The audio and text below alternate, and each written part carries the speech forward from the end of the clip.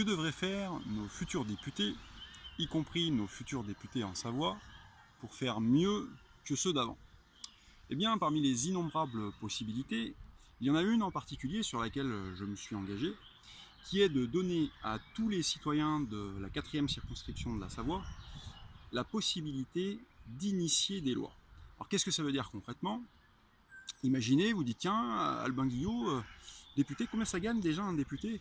Oh là là, mais c'est indécent, hein, ils gagnent tant que ça les députés, ce n'est pas raisonnable. Eh bien, si vous dites ça, vous écrivez votre proposition de loi pour abaisser la rémunération des députés, y compris la mienne. Vous allez chercher du soutien pour cette proposition, disons par exemple 800 personnes, via une récolte de signatures. Je pense que ça ne devrait pas être trop difficile sur ce sujet-là.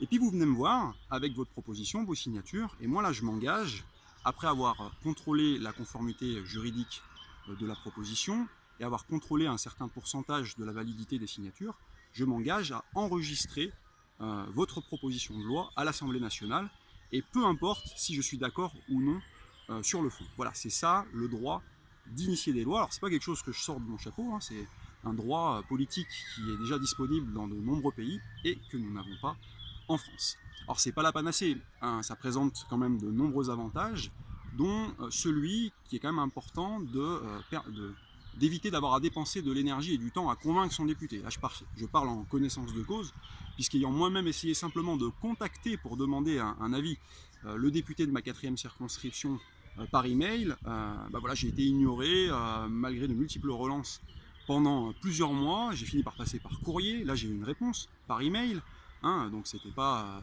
que le canal mail ne fonctionnait pas, où le député me dit, son assistant parlementaire me dit j'ai décidé de ne pas me prononcer sur le type de loi pour lequel vous me demandez mon avis. Pourtant c'était pas une proposition de loi confidentielle, là il a fait l'objet d'un rapport qui avait été envoyé à tous les parlementaires, hein, plus de 900. Donc c'est quand même pas, c'était pas mineur. Voilà, donc le droit d'initier les lois permet de garder son énergie et son temps pour d'autres choses plus intéressantes que convaincre son député. Alors à ce stade, vous allez me dire, bon, c'est bien mignon en théorie, mais les promesses, les engagements, n'engagent que ceux qui y croient. Et vous avez raison, et vous touchez là un point névralgique du système, un vrai problème du système, qui est qu'une fois élus, nos représentants, nous n'avons, en tant que citoyens ordinaires, nous n'avons aucun moyen sérieux de contrôler leur action durant leur mandat. Et c'est pour ça que pour résoudre ce problème, le mouvement national auquel j'appartiens, Espoir RIC 2022, propose d'instaurer le référendum d'initiative citoyenne constituant, ou RIC constituant. Donc là on est sur une mesure de niveau national.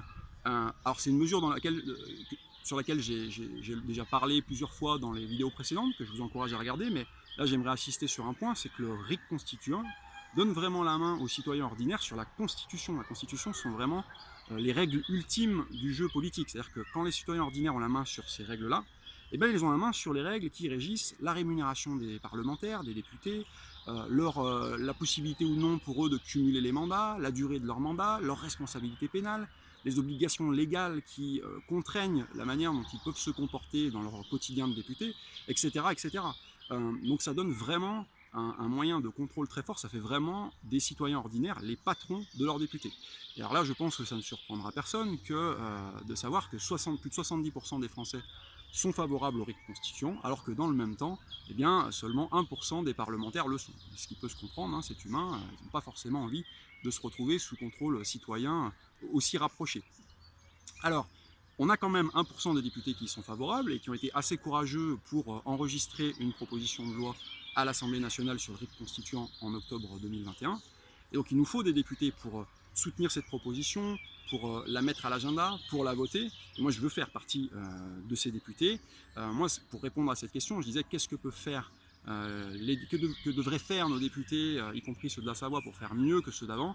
Eh bien moi je pense que pour faire mieux, il faut qu'ils donnent vraiment des moyens, un outil sérieux à leurs citoyens pour contrôler leur action et pourquoi pas pour abaisser leur rémunération. Et moi j'ai aucun problème avec ça, si les citoyens veulent abaisser ma rémunération, il n'y aura aucun souci. Voilà, si cette vidéo vous a plu, n'hésitez pas à la partager et je vous retrouve demain pour une nouvelle vidéo.